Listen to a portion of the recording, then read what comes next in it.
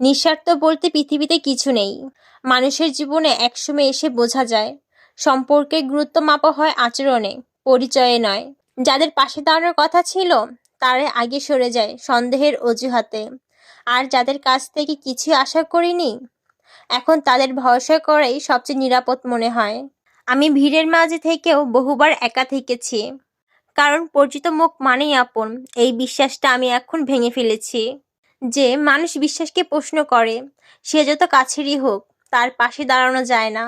এখন সবাই হিসেব করে মানুষ চেনে, কিন্তু আমি এখনো অনুভব দিয়ে মানুষ বুঝতে চাই। কারণ দিন শেষে আমার দরকার সম্পর্ক, প্রমাণ নয়, ভরসা চাই, ব্যাখ্যা নয়। আমি হয়তো অনেকের তালিকায় জরুরি নই, তবুও নিজের জায়গায় আমি স্পষ্ট। যারা দূর থেকে সম্মান রাখতে জানে তাদের সঙ্গে এখন আমার স্বস্তি মেলে।